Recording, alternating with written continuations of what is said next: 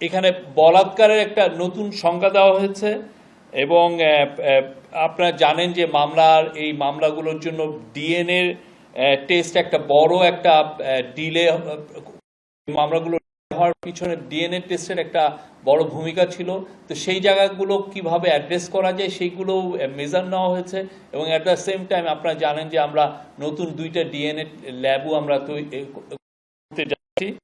আর আরেকটা বিষয় হচ্ছে যে বিয়ের প্রলোভন দেখিয়ে যে রেপ কেসগুলো, সেই জায়গাটাও নতুন করে অনেকগুলো মেজার নেওয়া হয়েছে এবং সেক্ষেত্রে এইটাকে আগের ল থেকে একটু নতুন একটা সেকশন নিয়ে এসে সেই লটাকে সর্বোচ্চ শাস্তি 7 বছর করা হয়েছে এবং সেটার ক্ষেত্রে আরও সেফগার্ড নেওয়া যায়, যে সমস্ত সেফগার্ড মেজার এই লর ক্ষেত্রে নেওয়া দরকার সেগুলোর ব্যবস্থাও করা হয়েছে।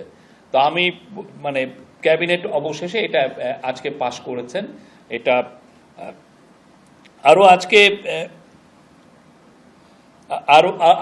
আজকে ছিল প্রকিউরমেন্ট অ্যাক্টের উপরে আজকে একটা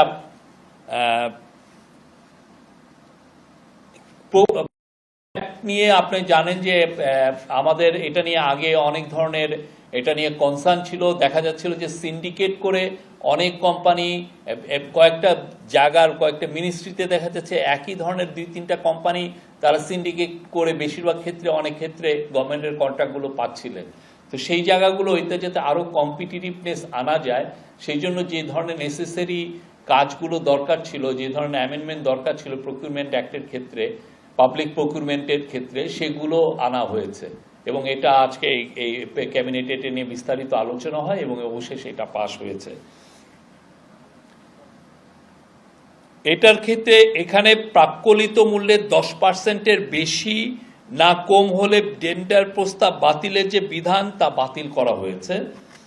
পূর্বের কাজের মূল্যায়নের জন্য যে ম্যাট্রিক্স ছিল, যেটা থাকার ফাইল একই প্রতিষ্ঠান বারবার কাজ পেত, তা বদলে নতুন সক্ষমতা ম্যাট্রিক্স করা হবে। এতে সিন্ডিকেট ভাঙবে এবং অ্যাট দ্য সেম টাইম আজকে চিফ অ্যাডভাইজার প্রত্যেকটা মিনিস্ট্রিকে নির্দেশনা দিয়েছেন যে এগুলো পাবলিক প্রকিউরমেন্টের ক্ষেত্রে কারা কারা কাজ পাচ্ছেন, কি তাদের স্ট্যাটাসটা কীরকম, সেগুলো একটু জানতে চেয়েছেন উনি। এটার উপরে এটা একটা ফাইলে এটা একটা কম্পাইল হবে যে কারা কোথায় কোথায় এখানে কি কোনো সিন্ডিকেট আছে কিনা সেগুলো একটু দেখে নেওয়া হবে।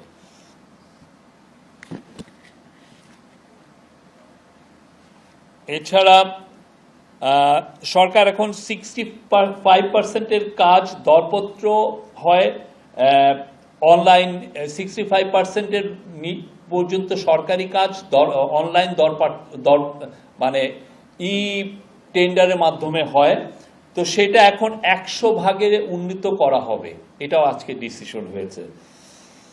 আর একটা হচ্ছে 3 নম্বর ছিল পরিত্যক্ত বাড়ি যেগুলো বরাদ্দপ্রাপ্ত তার নিজ নামে নামকরণ করতে পারতেন না। গভর্নমেন্টের অনেকগুলো পরিত্যক্ত বাড়ি যেটা গভর্নমেন্ট বিক্রি করে দিচ্ছে, সেগুলো দেখা যাচ্ছে যে যাদের নামে বরাদ্দ হচ্ছে তারা অনেক ক্ষেত্রে নামকরণ করতে পারতেন না। সেই অসুবিধা দূর করতে আইনে সংশোধনী আনা হয়েছে।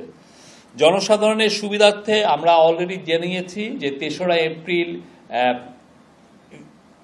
ছুটি ঘোষণা করা হয়েছে এবং আরও একটা ঐতিহাসিক বিষয় হচ্ছে যে আজ এই চৈত্র সংক্রান্তিতে 3টা পার্বত্য ডিস্ট্রিক্টে ছুটি থাকবে। আমরা তো এমনিতে তো পয়লা বৈশাখে থাকে, বাট 3টা পার্বত্য ডিস্ট্রিক্টে চৈত্র সংক্রান্তিতে এটা ছুটি থাকবে। কারণ আপনারা জানেন আমাদের পার্বত্য চট্টগ্রামে বিজু, বৈশাখী, সাংগ্রাই অনেক তারা ফেস্টিভ্যালের আয়োজন করেন এবং এইটারও তাদের জন্য এই নির্বাহী আদেশে একটা ছুটির বন্দোবস্ত করা হচ্ছে। এবং এই ছুটিটা এই আমাদের সমতলে যারা জাতিগোষ্ঠী আছেন বাঙালি ছাড়া, যেমন ধরেন সাঁওতাল, খাসিয়া বা গারো, তাদের জন্য এটা